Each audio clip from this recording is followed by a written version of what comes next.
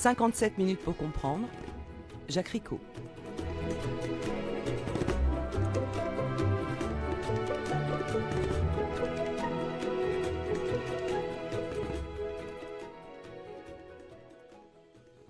L'année 2018 est celle de la révision des lois de bioéthique, une révision qui a mobilisé les citoyens au printemps dernier dans les États généraux et diverses instances comme le Comité consultatif national d'éthique. Le professeur Jean-René Binet, professeur de droit et auteur du manuel de référence Droit de la bioéthique, est venu au micro de 57 minutes pour comprendre afin de nous éclairer sur l'enjeu des questions de l'heure liées aux possibilités ouvertes par la technique et par la science, possibilités qui bousculent parfois, nous a-t-il expliqué, la cohérence du droit. Aujourd'hui, nous n'allons pas prétendre à l'exhaustivité en balayant le vaste champ des problèmes de bioéthique, mais nous allons nous concentrer sur la procréation. Au printemps 2018, un livre intitulé « Bébé sur mesure, le monde des meilleurs » est paru aux éditions Artege, sous la signature de Blanche Streb.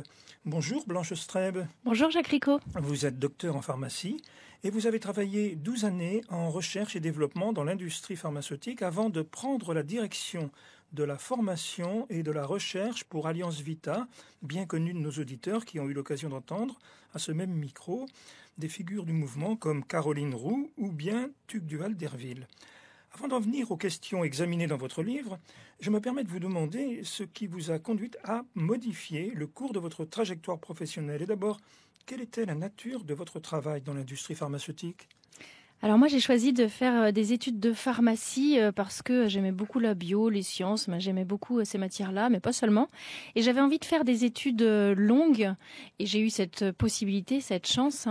Et parce que les études de pharmacie, elles ont énormément de débouchés, en particulier dans l'industrie pharmaceutique. Et donc moi j'avais envie de travailler dans ce secteur-là de l'industrie et plus particulièrement le secteur de l'industrie cosmétique parce que c'est une industrie qui bouge beaucoup et qui permet dans ce secteur-là de toucher à tous les niveaux de travail et de développement. Qu'est-ce que c'est que le cosmétique ? Alors c'est les produits de soins qu'on utilise tous les jours et qui sont d'ailleurs en France une industrie extrêmement florissante. On est les leaders mondiaux dans cette industrie magnifique et importante.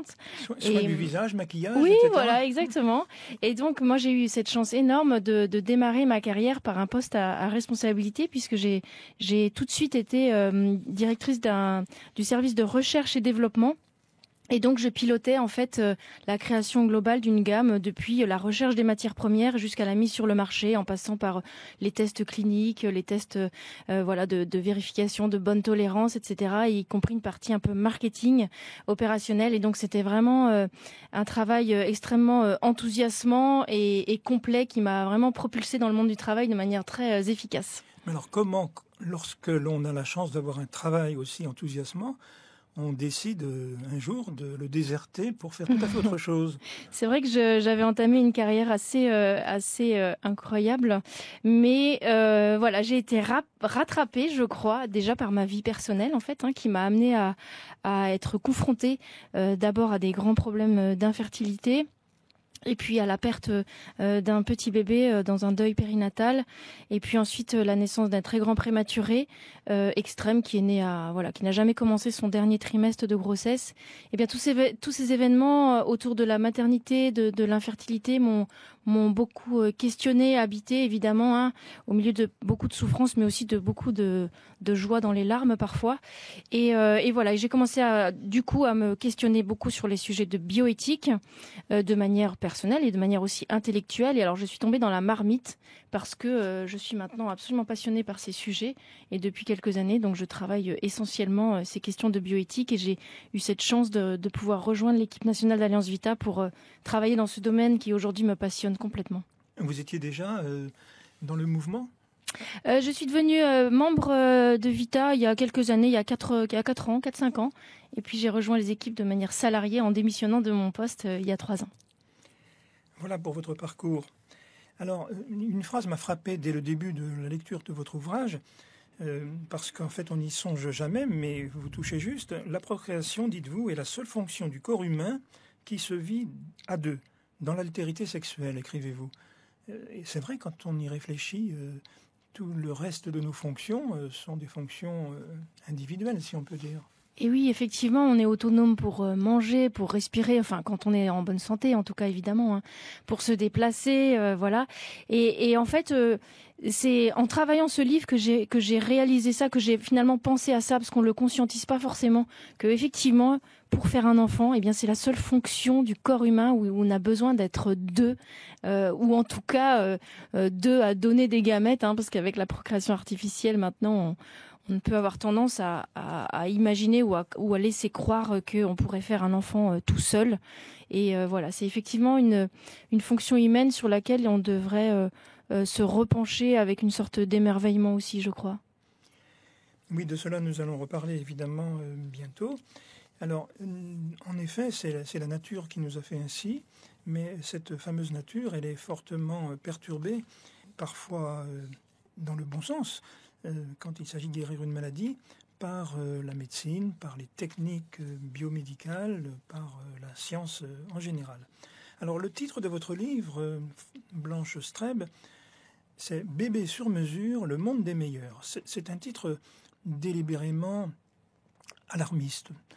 Peut-être que j'exagère, peut-être que je suis en train de dire que vous êtes pessimiste. En tout cas, vous êtes inquiète. D'une part, vous voyez poindre l'ère de la fabrication des bébés conformément à des normes qui petit à petit finissent par s'imposer.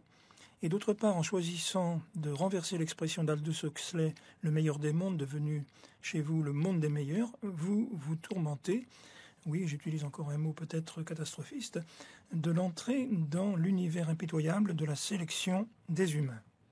Alors ça fait beaucoup de choses.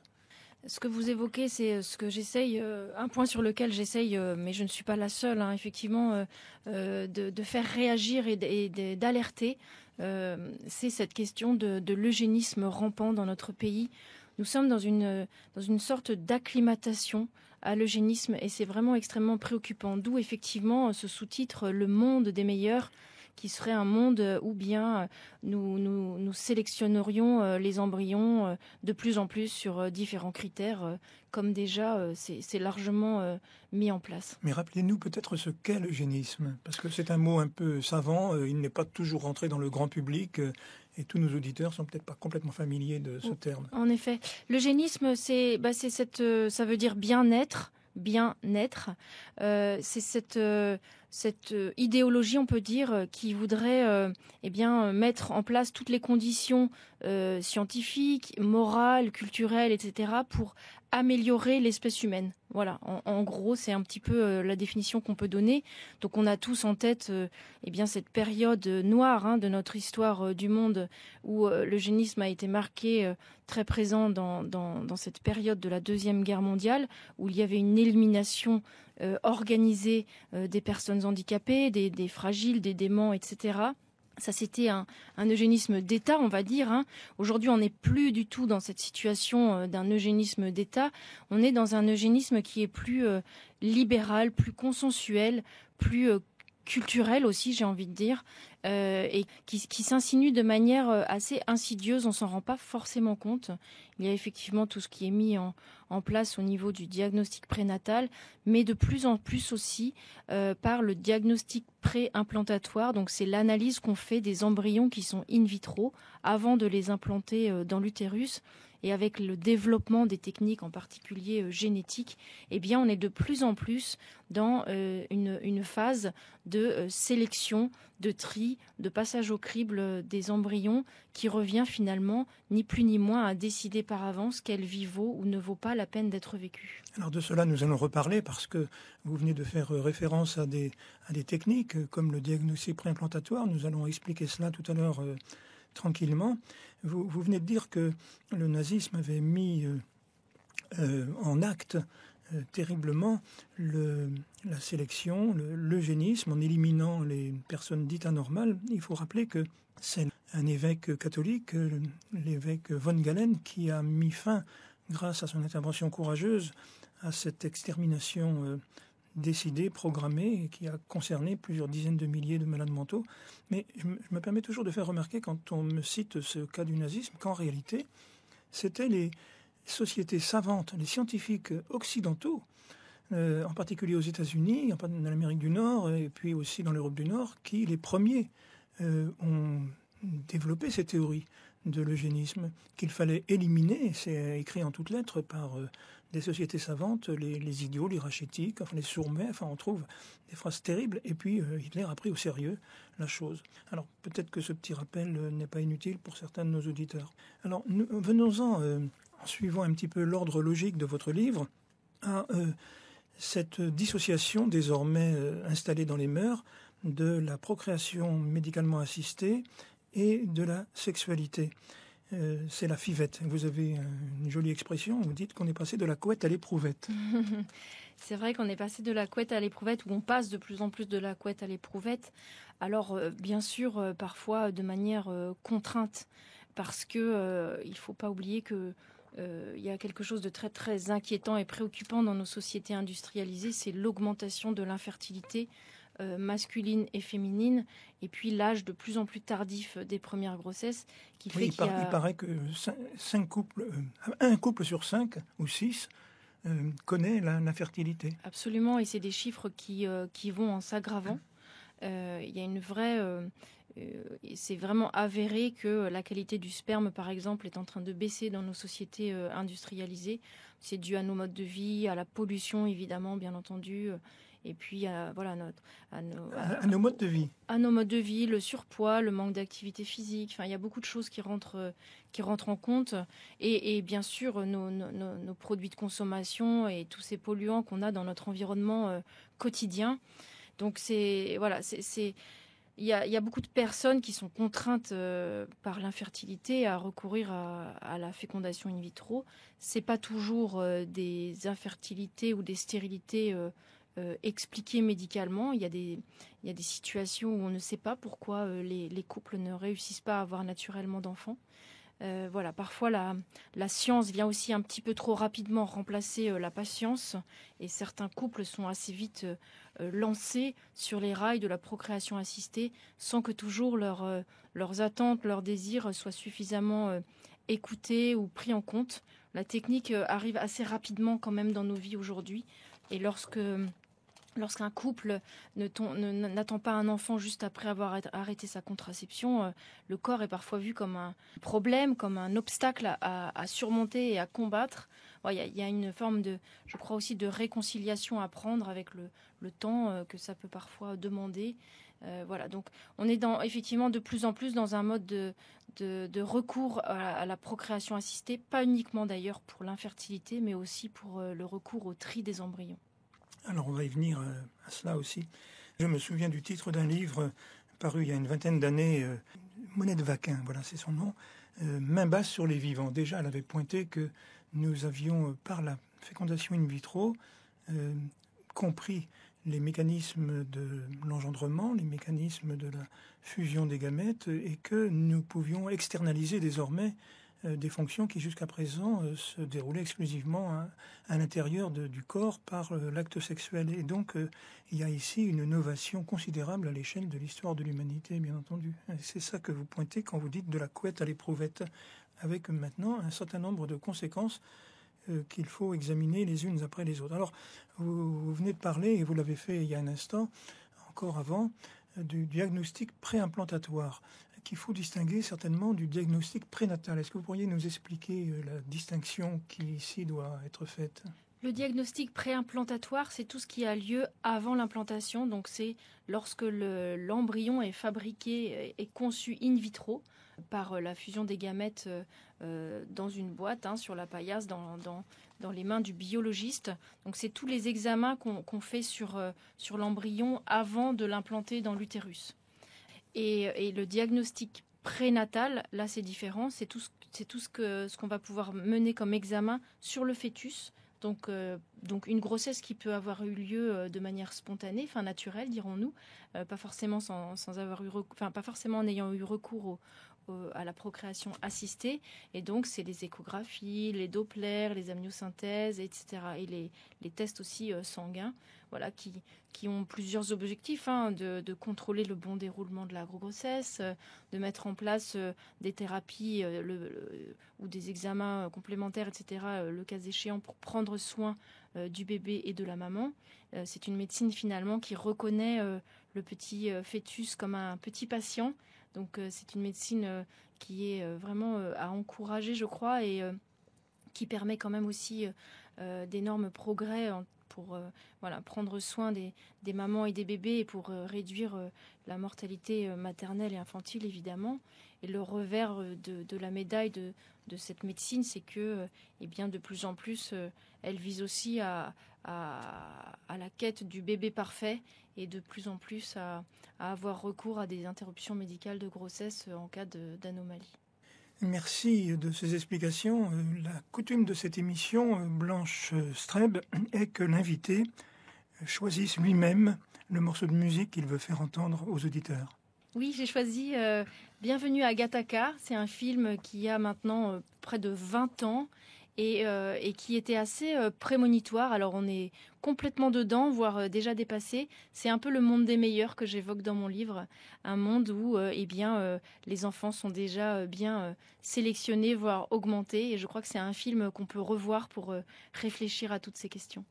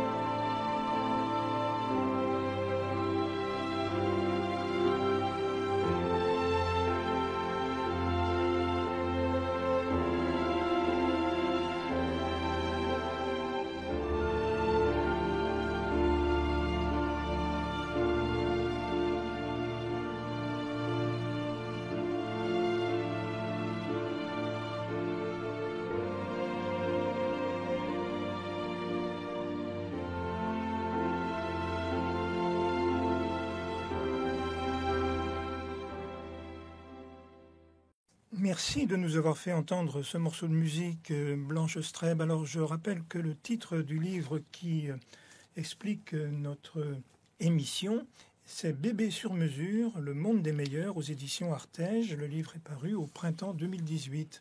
Alors vous avez déjà évoqué beaucoup de questions.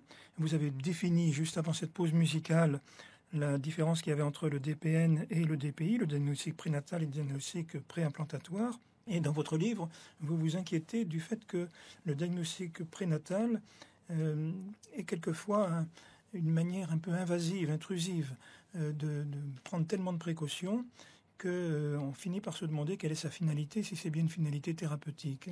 C'est vrai qu'on entend, et aussi dans nos services d'écoute à Alliance Vita, où nous entendons beaucoup de femmes qui vivent des grossesses difficiles ou d'autres domaines aussi, hein, les grossesses inattendues, le recours à l'avortement, l'infertilité, toutes les problématiques liées au début de la vie.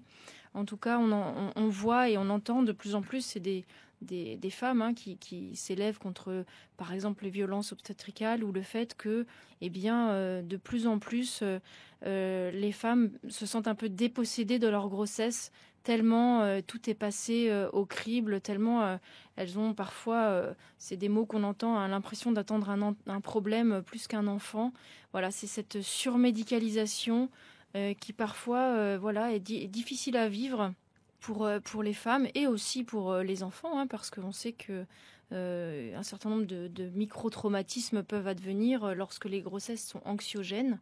Le geste d'amniosynthèse, par exemple, est anxiogène pour les bébés. Donc c'est effectivement cette question de la dépossession un peu de l'attente d'un enfant qui passe complètement dans les mains des médecins et qui échappe à la tendresse et à la délicatesse de l'attente et de la sérénité aussi parfois. Alors, c'est tout à fait autre chose, le diagnostic préimplantatoire, comme vous l'avez très bien expliqué tout à l'heure, c'est-à-dire c'est l'idée qu'après avoir procédé à une fécondation in vitro, on va sélectionner les embryons qui méritent de continuer à vivre et éliminer ceux qui ne le méritent pas. Et c'est une façon un peu cruelle peut-être pour moi de dire les choses, mais au fond, vous les dites vous aussi un petit peu comme ça. Le DPI concerne très peu de cas en France. Il a été autorisé il y a une vingtaine d'années à l'occasion du premier vote des lois de bioéthique. Et déjà, à l'époque, un certain nombre de bons esprits s'étaient inquiétés de la suite. Et vous faites partie de ceux qui relaient cette inquiétude. Le diagnostic préimplantatoire, effectivement, en France, il est relativement cadré pour l'instant, c'est-à-dire qu'il concerne les maladies graves et incurables, héréditaires, et ces examens concernent les familles, les couples pour lesquels on sait qu'il y a une prédisposition à une maladie. Ce qui est très préoccupant, c'est d'observer l'évolution de ces questions et puis ce qui se passe à l'étranger. Le diagnostic préimplantatoire, aujourd'hui, aux États-Unis, par exemple, ça va très loin, puisque certains couples qui ne sont pas infertiles ont recours à la fécondation in vitro pour avoir leurs embryons disponibles et les sélectionner, par exemple, pour choisir le sexe de leur enfant. Donc on voit qu'on est quand même très très loin des problèmes de maladies incurables. Il y a aussi également... Ça, c'est déjà fait, donc. Oui, absolument. Pour quelques milliers de dollars. Il y a d'autres pays aussi qui le pratiquent? Oui, Chypre, en effet. Effectivement, il y a plusieurs pays que j'évoque, je crois, dans mon livre à un moment. C'est ce qu'on appelle le family balancing, c'est la balance familiale. C'est les couples qui veulent choisir le sexe ou rééquilibrer le nombre de garçons ou de filles de leur famille. C'est tout à fait légal et pratiqué. Se développe aussi aux États-Unis un nouveau marché qui est celui du choix de la couleur des yeux.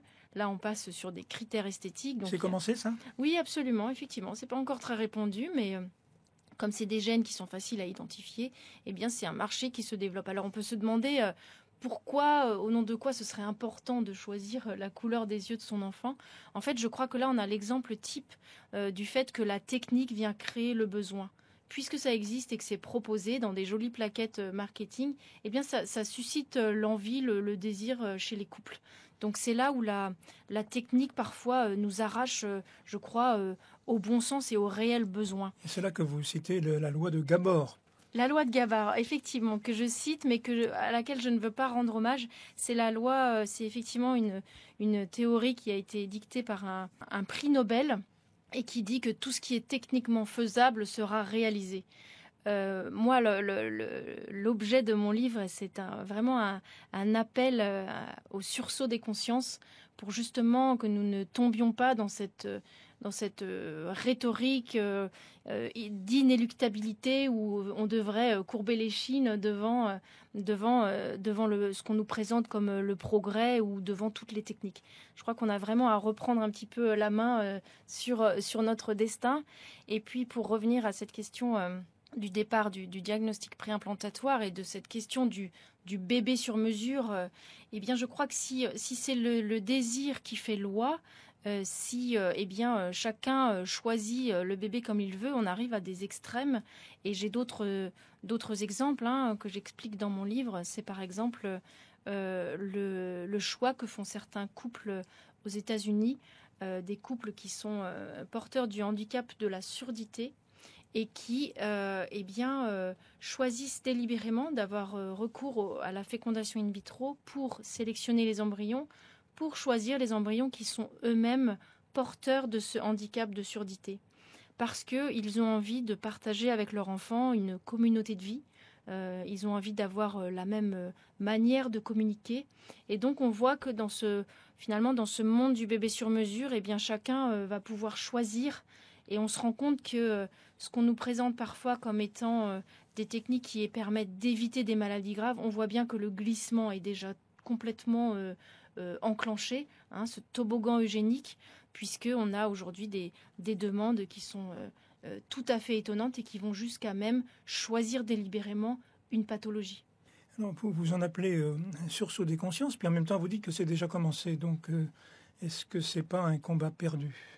Je crois que les combats sont jamais perdus. Enfin, en tout cas, ça doit être. Donc ils ne sont pas livrés. Oui, je pense que ça doit être mon caractère optimiste.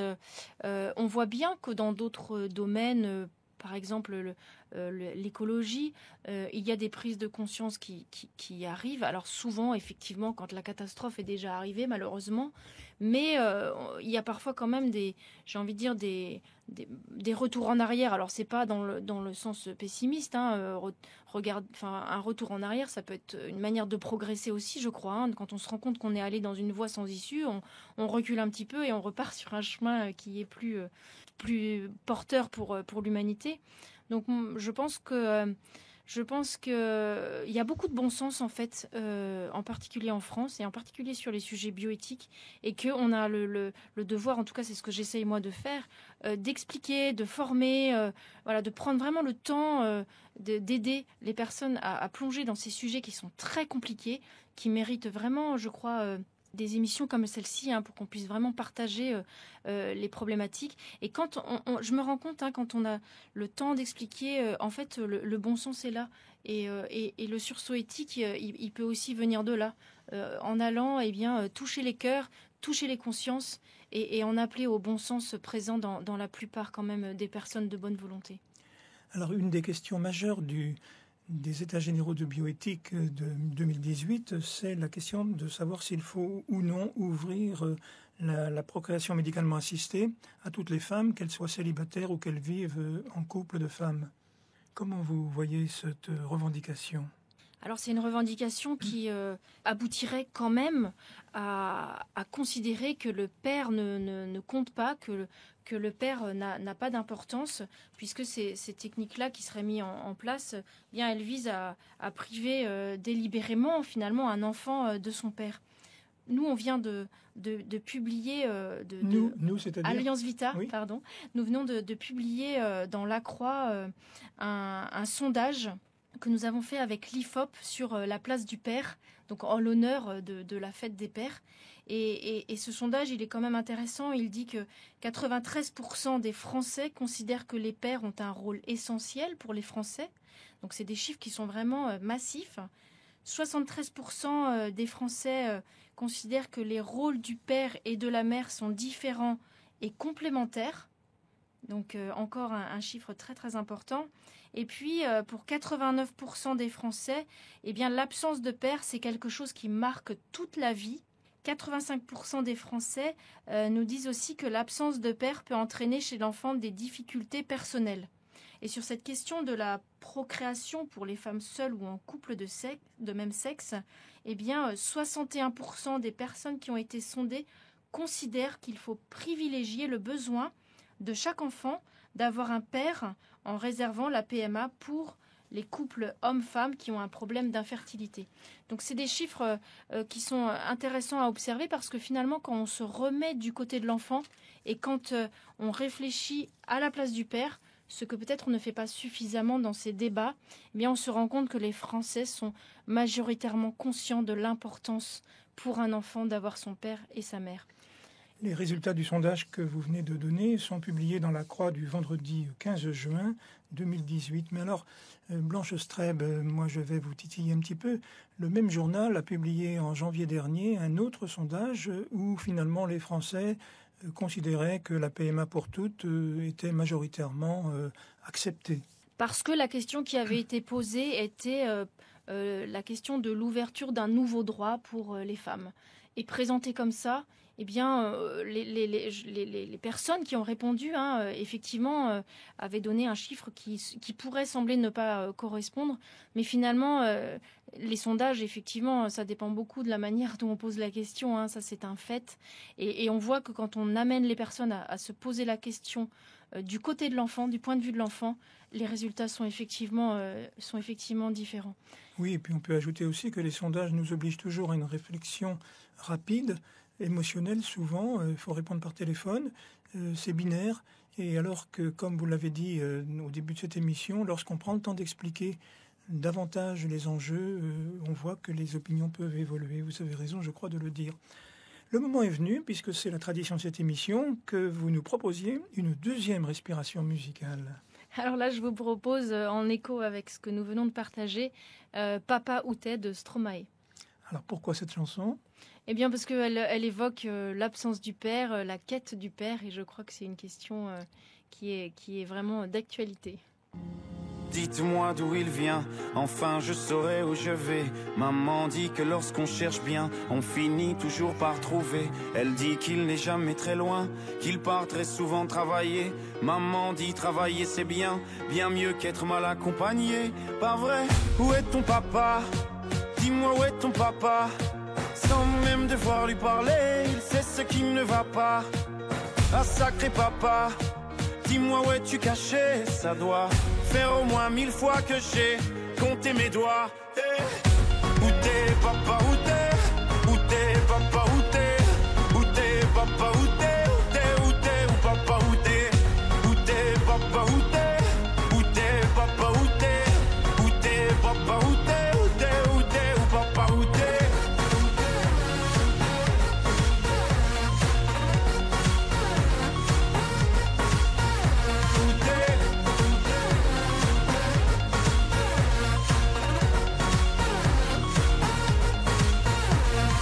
Quoi, qu'on y croit ou pas, y aura bien un jour où on n'y croira plus. Un jour ou l'autre, on sera tous papa et d'un jour à l'autre, on aura disparu. Serons-nous détestables ?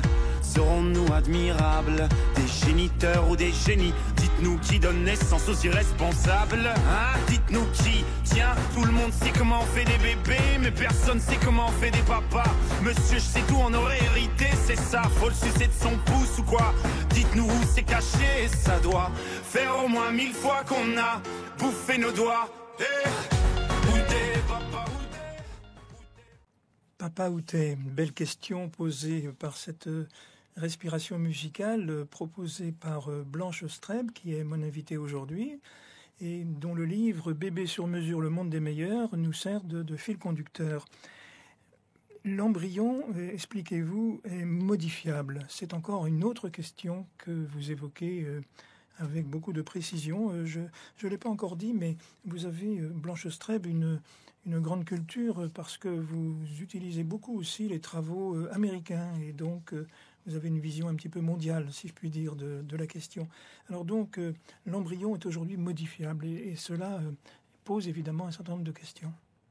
L'embryon est modifiable, en effet, c'est ce que j'ai vraiment pris le temps aussi d'expliquer dans ce livre, parce que c'est des questions qui sont d'actualité, qui sont relativement méconnues et qui pourtant feront peut-être l'objet du prochain projet de révision des lois de bioéthique.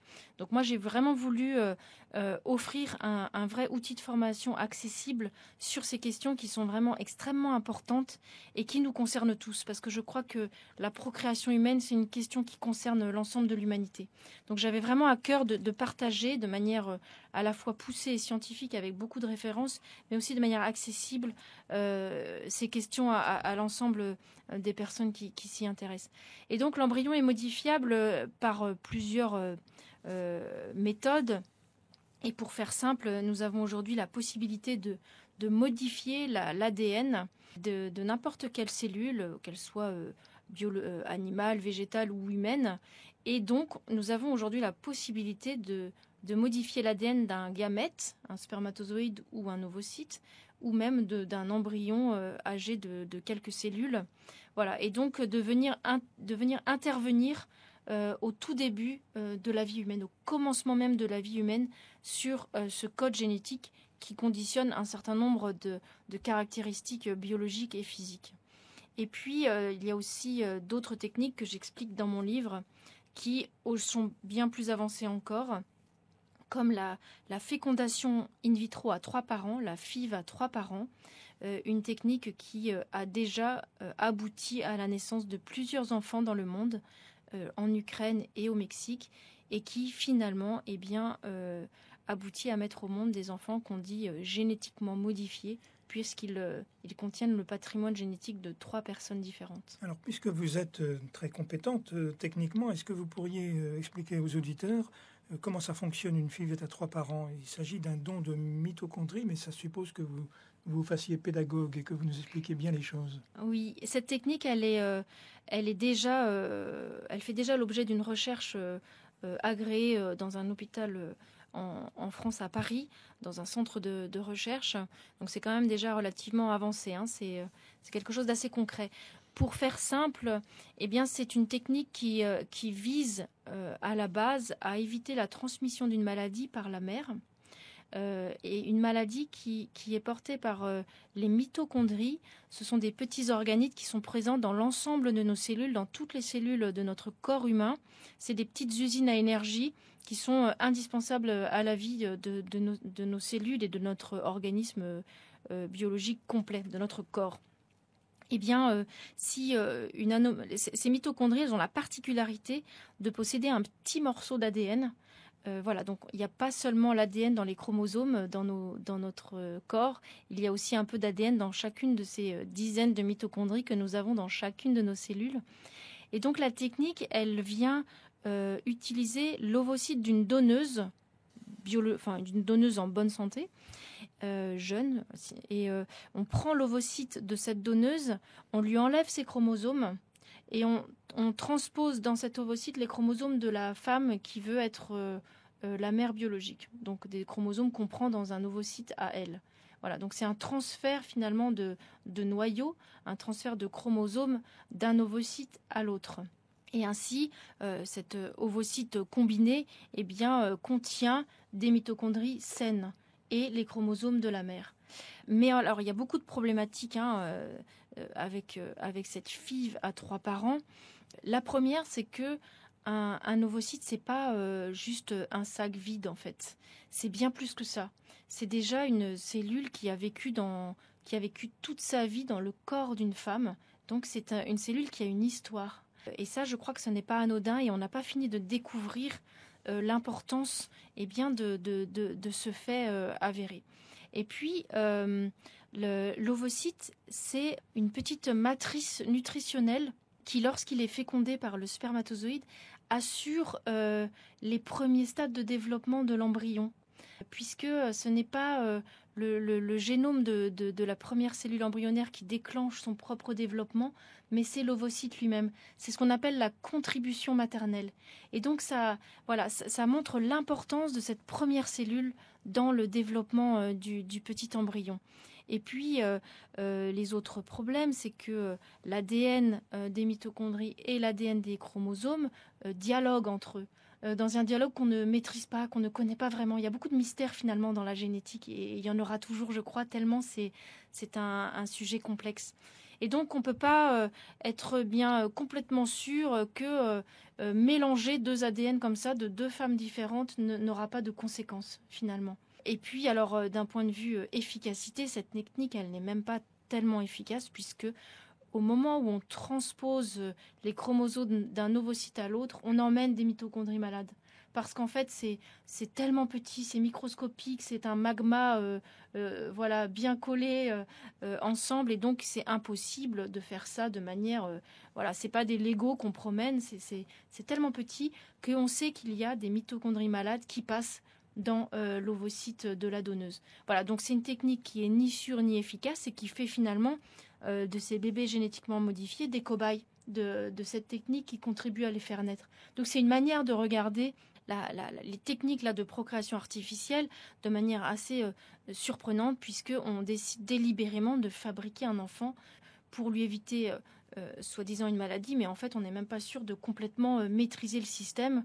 On sait que le premier petit garçon qui est né en Ukraine, eh bien, il porte un certain nombre de mitochondries malades, donc il va vivre toute sa vie avec une épée de Damoclès au-dessus de sa tête.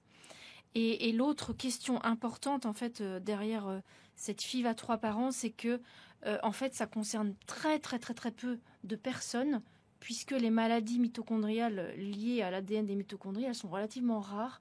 Donc il y a peu de familles que ça concernerait, mais on sait que derrière ce dont il est question, c'est un autre marché, le marché du rajeunissement des ovocytes. Parce que là, c'est une vraie question, puisque les femmes ont des grossesses de plus en plus tardives et que est développée l'idée, par ailleurs contestable, ce que j'explique aussi dans mon livre, que ce serait une méthode pour rajeunir les ovocytes, en prenant un ovocyte d'une femme jeune et en transposant les chromosomes d'une femme plus âgée. C'est un grand marché. Le scientifique qui a mis cette technique en place pour faire naître un enfant en Ukraine ne s'en cache pas. C'est là-dessus qu'il travaille, lui. Et en Ukraine, les bébés qui sont déjà nés de FIV à 3 parents, ce n'était pas dans un contexte de maladie mitochondriale, mais dans un contexte de problèmes d'infertilité. Donc la preuve en est que c'est bien le marché qui est visé derrière. Alors vous venez, Blanche Streb, de prononcer le mot de marché à plusieurs reprises. Vous ne l'aviez pas encore fait. Et visiblement, c'est quand même une de vos préoccupations dans votre livre. Qu'est-ce qui se passe donc en termes de marketing, en termes de business ? Il y a un énorme business dans un certain nombre de pays, pas tellement encore en France, parce que nous avons un principe fort de notre droit qui est la non-marchandisation du corps humain, qui fait d'ailleurs consensus dans ce qui ressort de ces états généraux de la bioéthique. Le professeur Delfrécy l'a lui-même évoqué comme étant un point de consensus, ce principe fort de non-marchandisation du corps humain. Mais ce n'est pas le cas dans d'autres pays où on peut acheter tranquillement du sperme, des gamètes, louer des mères porteuses. Il y a un énorme business de la procréation qui est extrêmement préoccupant, parce qu'il fait de l'homme et de la femme des fournisseurs de gamètes, voire des mères porteuses, avec toute une marchandisation là de la grossesse et également de l'enfant à naître, puisque cela fait de l'enfant un objet de transaction. Donc c'est extrêmement préoccupant. Et cette problématique française actuellement en débat d'ouverture de la procréation aux couples de femmes ou de même sexe nous ferait basculer dans un marché de la procréation, puisqu'il faudrait augmenter le recours au sperme, au don de sperme, qui aujourd'hui fait vraiment déjà défaut finalement. Il y a peu de donneurs de sperme. Je crois que c'est un fait aussi intéressant à relever. Cela démontre, je crois, que donner son sperme, ce n'est pas si anodin que ça, parce que je pense que les hommes réalisent bien que dans cet acte, ils donnent plus qu'une partie de leur semence, ils donnent une paternité. Et je crois que voilà, le basculement de notre pays dans un marché de la procréation serait vraiment une très grande régression par rapport à ce qu'aujourd'hui on défend dans la non-marchandisation du corps, qui révèle, je crois, une particularité française, une certaine vision de la personne humaine à laquelle nous pouvons être fiers, je pense. Si je suis bien renseigné, je crois qu'une campagne de communication pour augmenter les dons de sperme est déjà en préparation dans certaines officines de communication. Et cette campagne dirait en substance donneur de sperme, donneur de bonheur, quelque chose comme ça. Absolument, je crois que c'est l'agence de la biomédecine qui organise même, effectivement, c'est financé du coup par le gouvernement, ces campagnes de communication sur le don d'ovocytes ou le don de sperme. Avec moi, je trouve, et c'est des campagnes d'ailleurs qu'on entend aussi à la radio, je trouve que c'est vraiment préoccupant, parce que c'est un peu dans un mode de culpabilisation des personnes. c'est-à-dire, voilà, vous êtes en bonne santé. Soyez généreux. Soyez généreux, voilà. On occulte complètement le fait que derrière, ça veut dire qu'on aura peut-être des enfants dont on va être le père ou la mère. C'est vraiment pas anodin. Et en tout cas, il y a une très grande distinction à faire entre le don de sang, le don d'organes et le don de gamètes. Ce n'est pas du tout la même chose. Et si le don de sang est vital, si le don d'organes est un lieu de solidarité nationale, sur lequel d'ailleurs il y a un certain nombre de règles éthiques très importantes à préserver, comme le consentement et aussi la non-marchandisation, très important, ça n'a rien à voir avec le don de gamètes. Le don de gamètes, ça n'est absolument pas vital. Oui, vous parlez de paternité, de maternité dans le cas du don de gamètes, donc de spermatozoïdes d'un côté et d'ovocytes de l'autre, mais on vous répondra, mais non, ça ce ne sont que des géniteurs, ce ne sont pas des pères et des mères. Ce sont des géniteurs en effet, mais c'est aussi, je crois, une façon de réduire les choses. Et en tout cas, lorsque on se met du côté de l'enfant, eh bien, les enfants qui sont nés de dons anonymes, eh bien, même s'ils sont heureux dans leur famille avec leurs deux parents, je pense là aux enfants nés de spermatozoïdes inconnus comme Arthur Kermel-Welsen qui a écrit un livre, eh bien, ils nous disent oui, j'ai un géniteur que je ne connais pas, eh bien, j'en souffre, j'ai envie de savoir qui c'est, j'ai envie non pas forcément d'être élevé par lui ou de devenir les meilleurs amis du monde, évidemment, mais au moins de savoir qui c'est, de mettre un visage, de savoir pourquoi cette personne a fait à un moment un don de sperme, de savoir quels sont son mode de vie, et puis aussi sur les questions de santé. Ça, c'est des choses qui sont importantes pour les personnes qui ne connaissent pas leurs origines, de savoir s'il y a des prédispositions à des maladies. C'est des questions qui sont importantes. Et en tout cas, du point de vue de l'enfant, le fait d'être né d'un don anonyme, eh bien, ça les questionne et ça génère beaucoup, beaucoup de souffrance. Allez, Blanche Streb, vous allez nous offrir une troisième et dernière pause musicale. Oui, je vous propose Because I'm Happy. C'est une chanson assez entraînante. Je crois que dans toutes ces questions bioéthiques, nous avons quelque part aussi, et c'est ce que j'essaye de faire dans mon livre, il y a un chapitre qui s'appelle comme ça, nous avons à cultiver le goût de la vie. Je crois que c'est le meilleur moyen aussi de nous émerveiller de la vie naissante, par exemple. Et donc cette chanson, elle nous dit qu'on est heureux. Je ne connais pas toutes les paroles, mais en tout cas, elle donne de l'énergie, elle donne de la joie, je crois.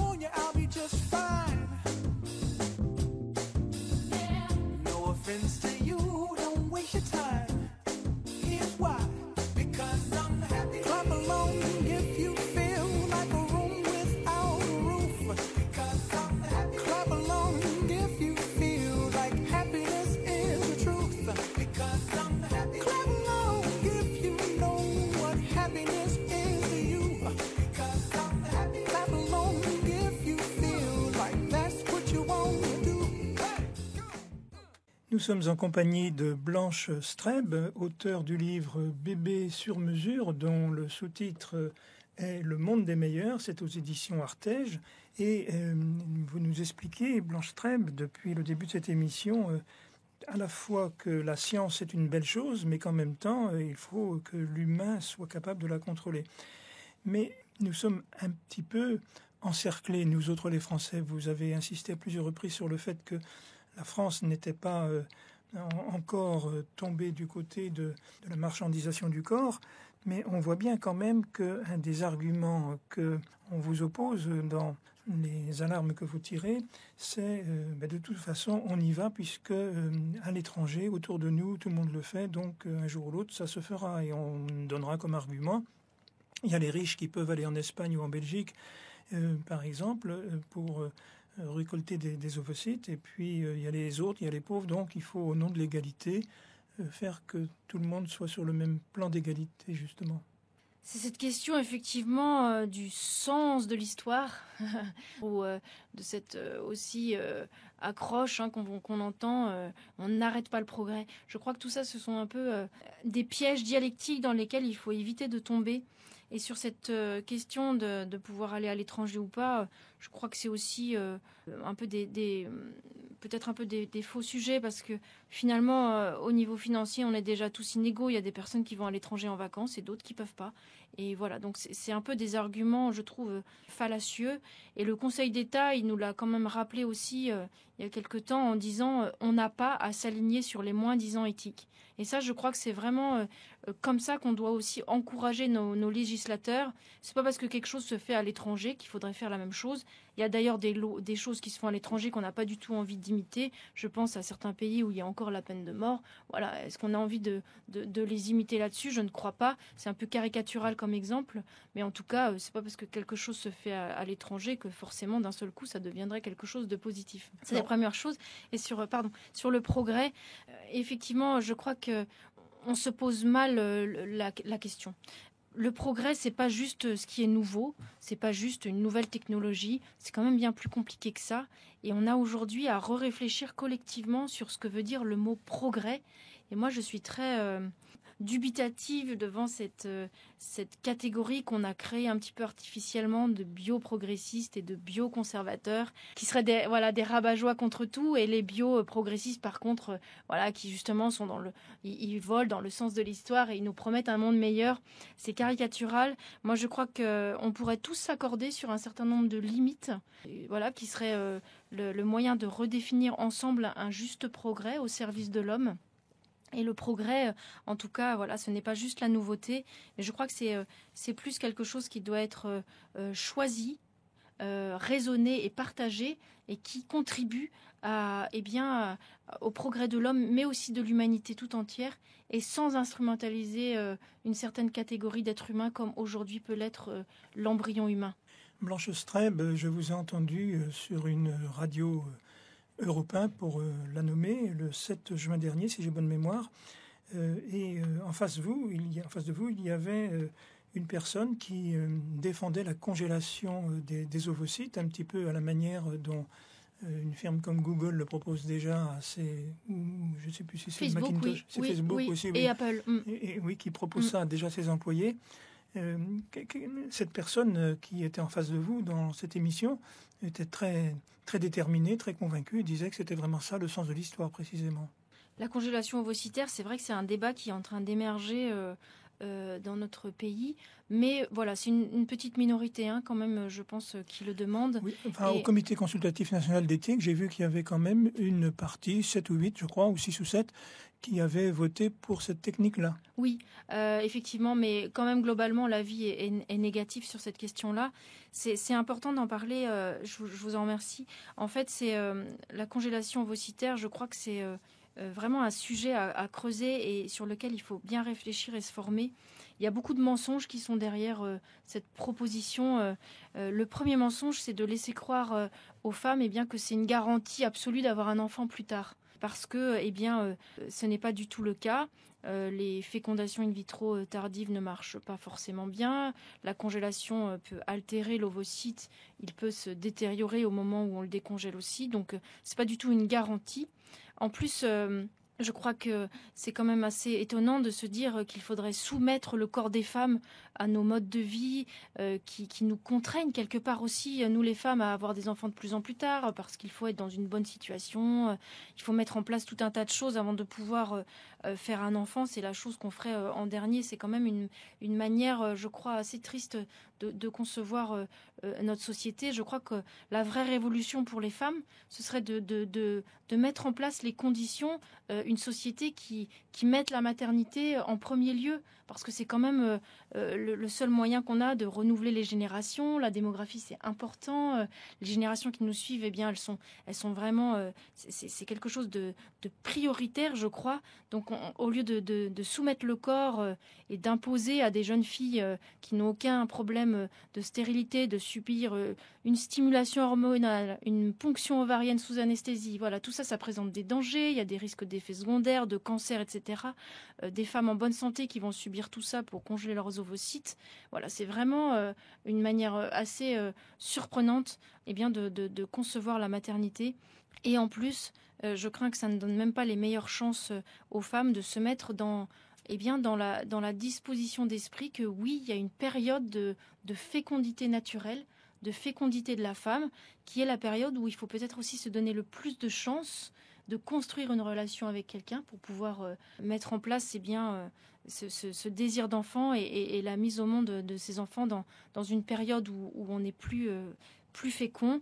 C'est mieux pour tout le monde, c'est mieux pour la femme, parce que le corps de la femme, il vieillit aussi. Il n'y a pas que les ovocytes qui vieillissent. Donc les grossesses tardives, les médecins s'accordent sur le fait de dire que c'est beaucoup plus dangereux pour la femme et pour l'enfant. Donc c'est pas du tout un monde merveilleux, que cette congélation ovocytaire, bien loin de là.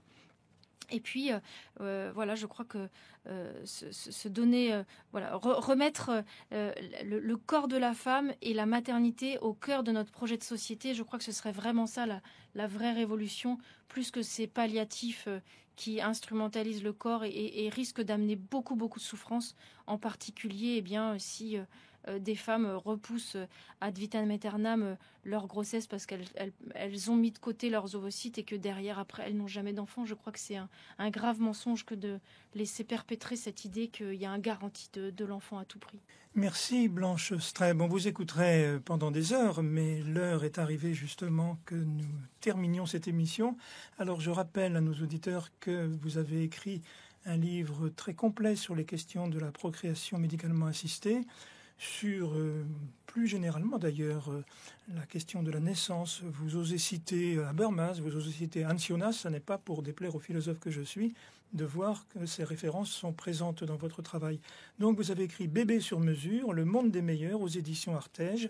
Et puis je souhaite que vous puissiez continuer ce genre de travail qui nous est précieux pour notre information et notre formation. À une autre fois peut-être. Merci beaucoup Jacques Ricot. Thank you.